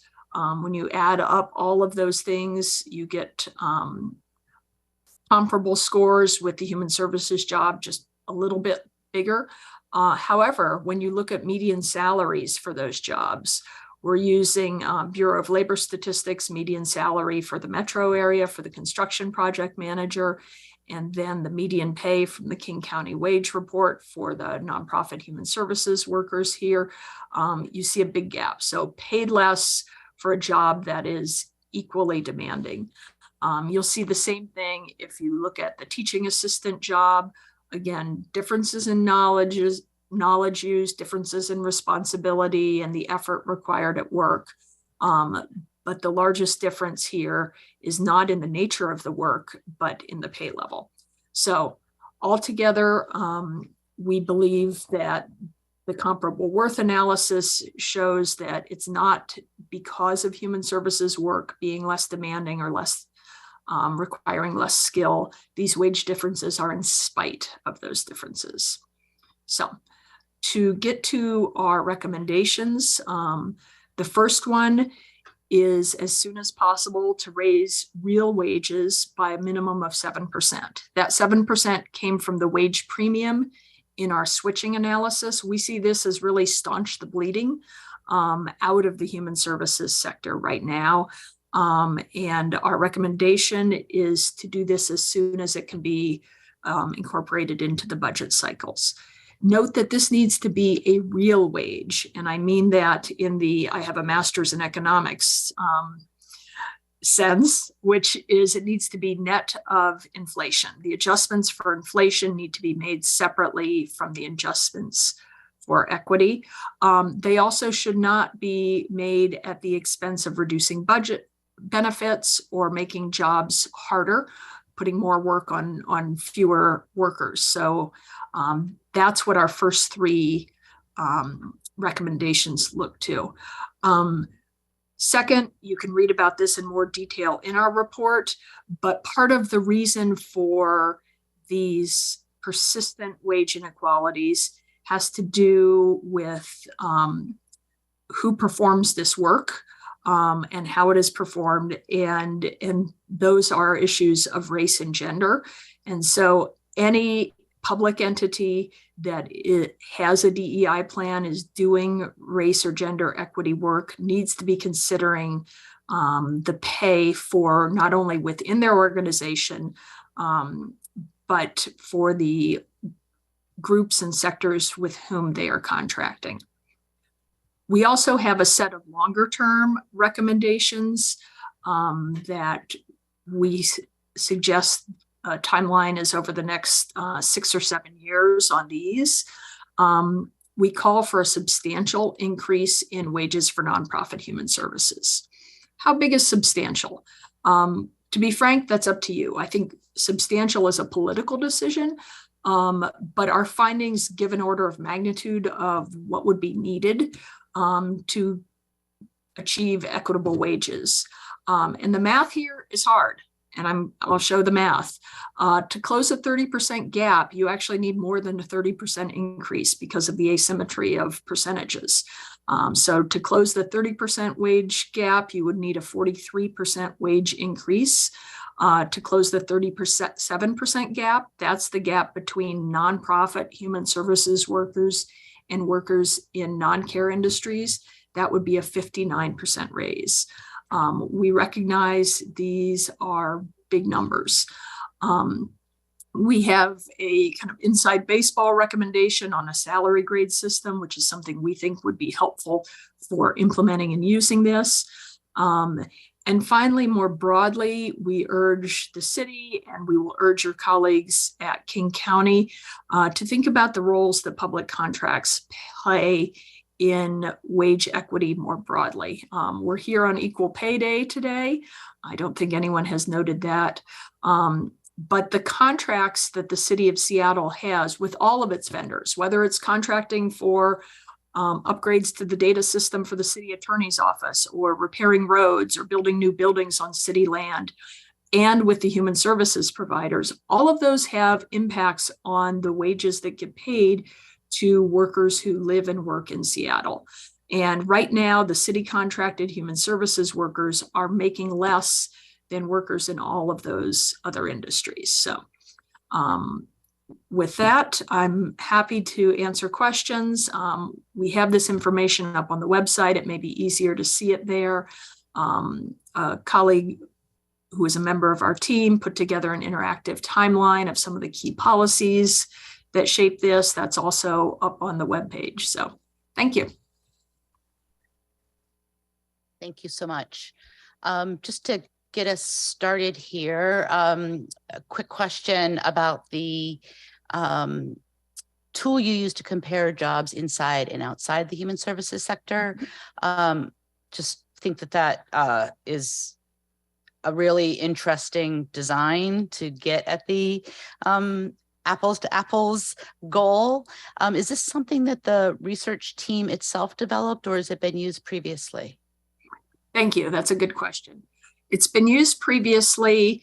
It's a tool kind of stemming from the comparable worth idea. The version we used was one that has been used widely in the UK by their union, UNISOM, which is their largest union of local government workers. We actually brought their expert on it out of retirement to consult with us on this project. So it's been used to evaluate the jobs of thousands of civil servants in the UK. We adapted it in conversation with our steering committee to reflect both the COVID era and the American setting, but it is a well-documented tool, and all of their the questions and the scoring is all publicly available. Thank you. And before I open it up more broadly, I just remembered I wanted to again thank HSD Director Kim for joining us today. I know you're not here formally to present, but I did want to give you the opportunity to share your reactions and thoughts on this work if you wanted to, but not to put you on the spot. I think what I'll share, and we've been in lots of meetings, and I do have to thank my colleagues who ran the RFQ and did the contracts with University of Washington and the Seattle Human Services Coalition, because we increased their capacity to do the other part of the work around really it's this education and bringing partnering providers together. So I have to thank the team. I know it might seem like it's very transactional, but the way in which we engage our community members, including these organizations, is important. The other is it is different, I think, than what we're used to. So hopefully our wheels are turning. A lot of the reports that we typically see are comparing maybe a social worker in one area to a similar social worker in another area, and so it's mind-bending in that way, just philosophically thinking about what do we value just as a society. And so in that sense it's different. So I appreciate that for council investing in this research, and at the end of the day it does come down to what do we do with this? And that's definitely a collective conversation. I will thank the Human Services Coalition, Seattle Human Services Coalition, for really asking government, not only the city, the county, but frankly, funders in general. So they've also, and I know that Tree will probably, or Jason will talk about this, but it's also our foundations, probably individual donors, like how do we all think about the way in which we contribute? And I've been a part of those meetings as well. So just a couple of things I wanted to share. Thank you. Thank you so much, Dr. Kim. And just for the viewing public, and a reminder for my colleagues, the Human Services Department will be getting back to us in response to a statement of legislative intent, which will provide a report to this committee on the wage equity study, recommendations for strategies to address the staffing shortage among service providers, and recommendations for potential funding sources to increase provider wages. And that report is due us on sometime in June, maybe towards the end of June. Councilmember Peterson. Thank you, Chair Herbold, and thanks to everybody for being here. I've got a few questions. First, let me just set some context. I definitely agree City Hall needs to do its part to help effective nonprofits upon which we rely to retain and attract skilled workers whenever workers are consistently leaving those organizations due to relatively low compensation. For example, we definitely want to attract and retain more workers to nonprofits whose missions align with the city's top priorities, such as bringing inside the many people still experiencing homelessness. And the study confirms we need to do more. Though my questions are about, it seems to paint the nonprofits with a relatively broad brush, despite the diversity of their missions. And so I'm interested in learning how best to deploy our local taxpayer dollars to tackle the city's priorities while getting other levels of government to step up and do their part. So I want to thank Director Kim for mentioning, there are other funders involved here. In reviewing some income statements from local nonprofits, some of them will get roughly half of their grant funding from the federal government, for example. So would it be fair to say that the city government's responsibility would be just for the proportional amount of the city's investments via our contracts? I guess that I'm not sure who that question is for, except maybe the chair or central staff, because we're not the 100% funder. So how do we, when you say there should be a 7% increase, is that coming proportionally from the different funders, or is the intent here for it to be 100% from the city government?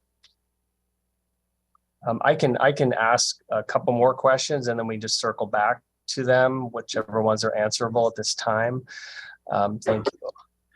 And Councilmember Peterson, just on that, I think that is one of the questions for us to ask and answer is what is the right role for the city of Seattle in this effort to address the wage penalty in that human service workers are suffering. It is, in fact, the 7% is to address the wage penalty. It's not to address the overall inequity in pay of these jobs, but you are absolutely correct in asking the question about the role of the city as well as the role of other funders, both public and private. We know that King County in the area of behavioral health is taking positive steps forward with its behavioral health levy proposal to address wage inequities in that portfolio. But again, this is a many funder issue, and that we all need to be laser focused in working together to address it. But go ahead, you had other questions. Thanks, and thanks, Chair, for stepping in to add to that. I appreciate it. Regarding the comparisons, so and I know this is very difficult to do, and you mentioned the econometric approaches that you used. I see that on page 20, it's referenced, but are those in the are they in the appendices? I only looked at the 40-page report. Okay, so they're in the larger 179-page one with all the appendices. Okay, I'll take a closer look at that. I know we're often trying to use analogies when we're making our points and use examples when we're making our points as elected officials. I was having a little trouble with the construction project manager comparison because having worked in that industry in nonprofit, for-profit, and government, it's my understanding the construction project manager, the for-profit one is working, the for-profit developers are taking risk, they're seeking profit, and they're passing on, if the project's successful, they're passing that project profit on to the construction project manager, whereas the nonprofit is not doing that. And so and when the for-profit is also taking a higher risk, so if the project fails, and the construction project manager might even be out of a job. So there's a risk reward that's happening there. And how does the econometric approach deal with that difference in a mission-driven organization versus a profit-motivated organization? Yeah, some of that is reflected, as you rightfully guessed, in the 100 or so pages of appendix work. I will say one of the choices that we made that reflects our more conservative interpretation of findings is that we reported the area median for a construction manager. That was the $104,000. We did not report the actual pay for that worker. You were correct, that worker is in the private sector, although it was someone who was managing a public works project. So they're doing it for government. And the compensation for that worker, I believe, was $140,000 a year plus an annual bonus that's around 40%, putting compensation close to $200,000 a year. But again, so all those details are in the main thing, but you're exactly right, that person is compensated even more than the numbers we reflected because they're in the private sector. Thank you very much. Other questions from my colleagues? Yeah. Councilmember Nelson, yes. So this was to, the funding for this study was to focus on fields that require similar skills, education, and difficulty, I think. And it's hard for me, right, Director Kim, to wrap my mind around how do we compare a social worker in a nonprofit to a worker in another field altogether versus layer on top of that they're in the private sector. So I'm still mulling on that, but the thing that we was there any comparison between what social workers in the nonprofit sector are paid in King County or Seattle compared to Snohomish or Pierce? Because that seems as though that would be a good baseline for at least to decide whether or not we are offering good salaries. And that leads me to my next question, which plays off of Councilmember Peterson. These are not public employees, so we do not have authority over the pay, and that is a limitation on what we can do for the recommendations or how we would implement the recommendations. Okay. To your first question, the comparison to other regions was not part of our scope, so we did not look at that. Okay. I have a follow-up. On page 14 of the 40-page report, it says, while standard economic theory can explain some variation in individual salaries, it's limited in important ways. For example, in a classic economic model, discrimination based on race, gender, and other characteristics is illogical because only workers' contribution should matter. But there's no citation for that. So is that can you provide some background on that? The standard for having a citation is this standard knowledge within the discipline, and that would be standard knowledge within economics. That's kind of an idea that's covered in a basic economics textbook that according to the most basic model, discrimination should be irrational. Okay. Well, I think so. I'm happy to follow up too with more information on that. Thank you, Professor.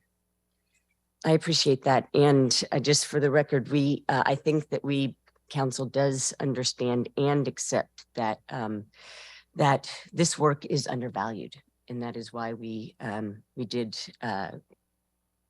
incorporate that understanding into some contract renegotiations this year with our contractors.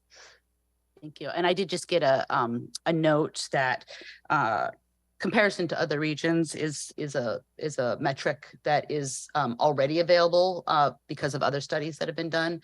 This was a study that we did to try and tell a story that isn't told when you only compare human services workers in this area to other regions, but we can definitely make sure that you get that information. But the point is those sorts of comparisons become less relevant if you recognize that it's the entire sector that's underpaid, regardless of geography. Just wanting to flag that, as I mentioned, as it relates to the proposed behavioral health levy, there are a number of other efforts that are proposing to address these wage equity issues.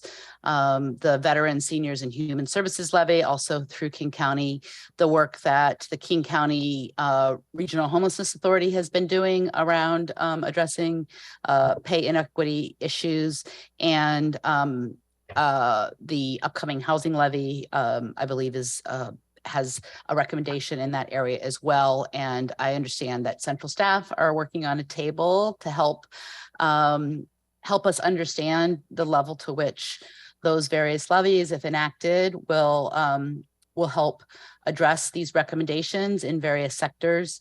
I don't believe we have anything pending for folks who are working in early childhood education. They are not funded through the Human Services Department. They're funded through a different department of the city, Department of Early Education and Learning. And so I think that's another question that we need to ask and answer for ourselves is, are we only talking about contracts through the Human Services Department, or are we also thinking about contracts through other departments that deliver critical social services? And as we heard in public comment, and we've heard stories of child care centers not being able to be open because of these same issues. And so I just want to flag that, my interest in moving forward this work is really looking at how the council can take some significant steps towards the goal this year and laying the groundwork for future years. One of the things I've thought about doing is some sort of a council endorsement through a resolution of the recommendations, and maybe a pathway with some benchmarks for meeting as many of the goals as we can. This obviously is something that we want to move forward on with a lot of discussion and collaboration, both with the stakeholders who are represented with us here today, other council colleagues, and other funders.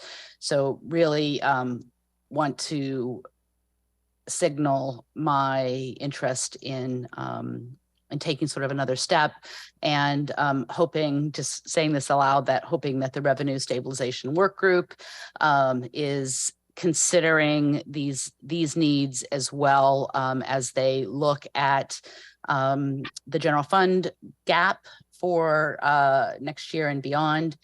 I think this is an area that new progressive revenue could assist in funding these increases in future years. Councilmember Mosqueda. Thank you very much, Madam Chair. And I want to thank the department, but especially the researchers, the incredible expertise that you've lent to helping shed some light on the very severe wage gap that human service providers are facing across our city and our region. This is a report that has been requested for longer than I've been in office. For the now going into 6 years that I've been in office, council members, including Councilmember Herbold as our good chair today, but before that as well, Council members O'Brien and our previous predecessors have been asking for this type of data so that we could point to what we know to be the experience of human service providers, and that is severe underpayment. And the responsibility lies with the public sector employers to help ensure that the contracts that we are requesting, that we are holding workers accountable to, actually can be successful. And these contracted entities cannot be successful with housing people with bringing more people out of the streets, with helping families and individuals, veterans and seniors be able to stay stably housed and get the services that they need. They cannot be successful if they are experiencing 40 to 70% turnover rates. And the major reason for that turnover is the lack of compensation for the extremely difficult working conditions that they currently have. These are the people that we are tasked with, we are asking to be on the front line of solving the most pressing crisis in our community. And whatever survey people want to point to will continue to show that the vast majority of Seattle and King County residents are concerned with the number of people they see experiencing homelessness and behavioral health crises, either putting themselves at risk or community members at risk. We need housing and access to health services in order for us to address these compounding crises. So I wanted to underscore the why I think that this should resonate with all public policymakers and the general public, because we all agree that there is a housing and homelessness crisis, a behavioral health crisis that's not completely overlapping by any means. I want to make sure that I think the latest numbers that I saw of folks who are experiencing homelessness, I believe only about a third have a behavioral health crisis that's co-occurring. But if we're talking about seniors needing access to food security and housing assistance, if we're talking about youth needing access to job training and educational opportunities, if we're talking about people needing access to counseling and referral services, the whole spectrum of our safety net relies on these human service providers. So I wanted to underscore the who is being served and the why it's important, because this is the fabric of what public policy should be investing in. And I don't think we would be having a 10+ year conversation about whether or not we should be investing more in these workers if they weren't disproportionately workers of color and women doing this work. And so I appreciate that that Pay Equity Day is today, and people are elevating that. A large number of women in the human service provider sector. But if we look at the upcoming dates for pay equity for Black women, pay equity for Latina women who are in the general public, it is much farther into the fall. And we have to recognize that this issue has been backburnered for longer than me and my colleague, Councilmember Herbold, have even been in office. And we are trying to make up for much lost time and much lost resources in a sector that has the capability to actually stabilize vulnerable communities and buoy our local economy. So again, I think that it is imperative for us to take this on, to recognize that as the public funder of these contracts, it is just important for us to make sure that there's parity in what is being paid to human service providers, just like we would want to make sure that those who are building buildings and constructing roads that we are contracting out have pay equity when the public dollar is involved.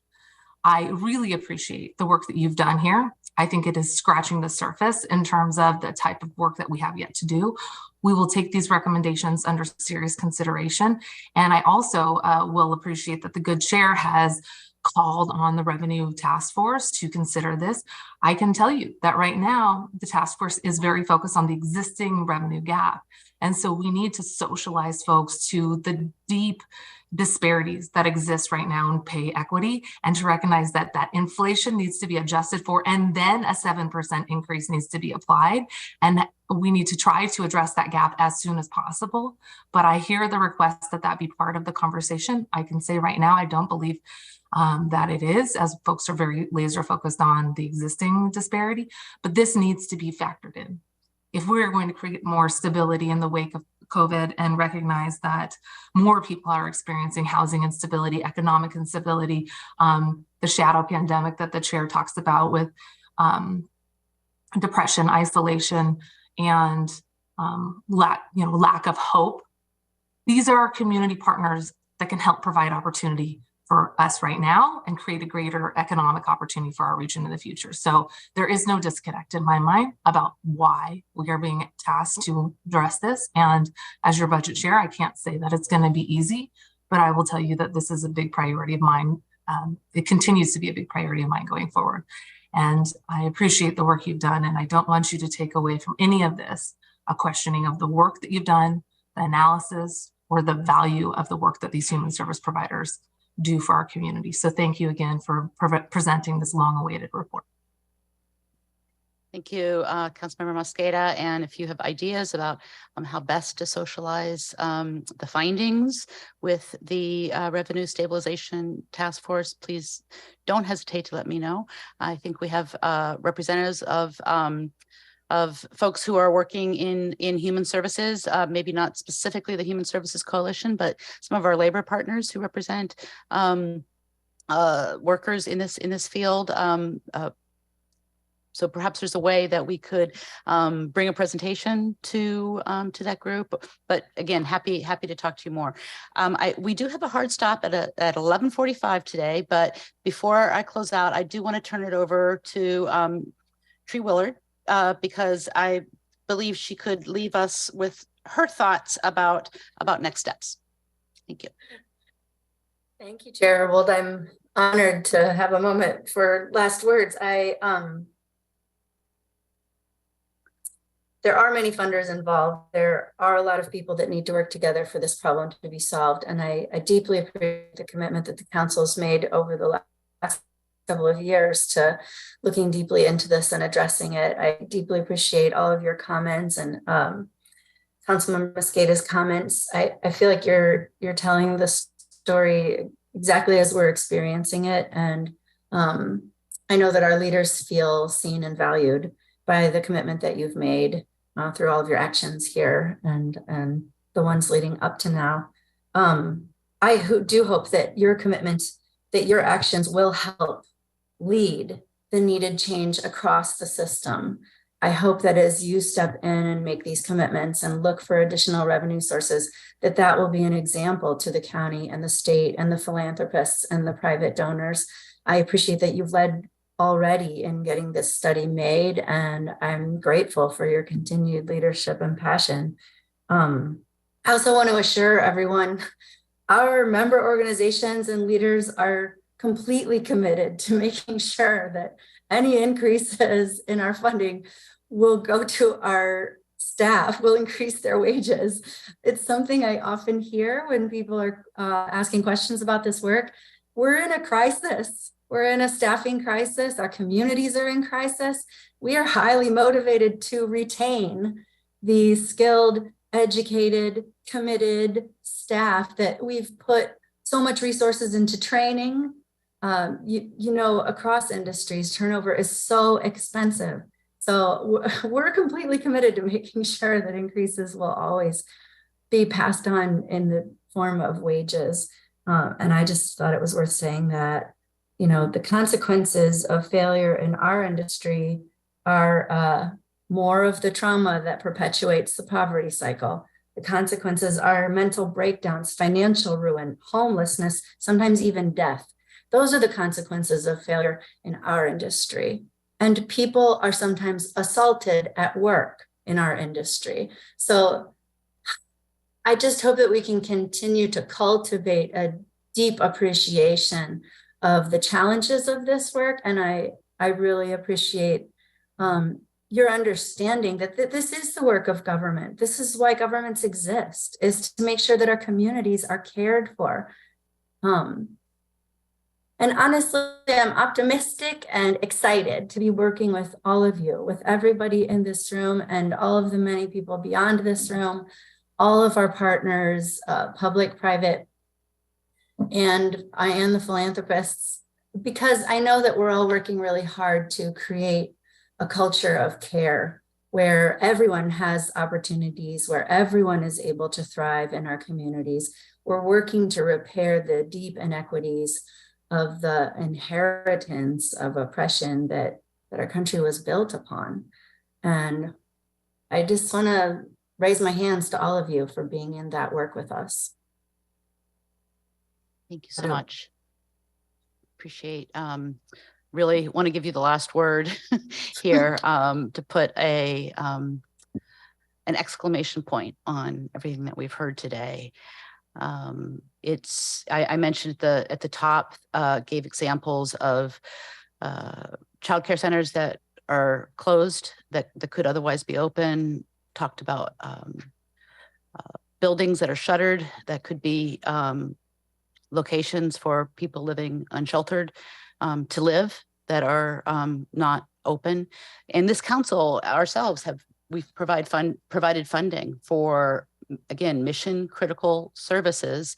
I can think of at least 2 examples of funding that the council provided that we were unable to see utilized because of this staffing crisis. And you know, we heard at the beginning from public comment. I really appreciate public commenters being here to help us understand this. But Crisis Connection highlighted the fact that their organization averages a 50% turnover rate, with many staff saying simultaneously that they love the mission, they feel valued as an employee, but they cannot make a living in the human services sector. And when we talk about the human services care penalty, we're talking about people who are leaving this work not for work in another jurisdiction, but for service jobs like fast food. So thank you to the UW researchers for the presentation. Thank you to Council Central staff for putting the study in context, framing up our discussion.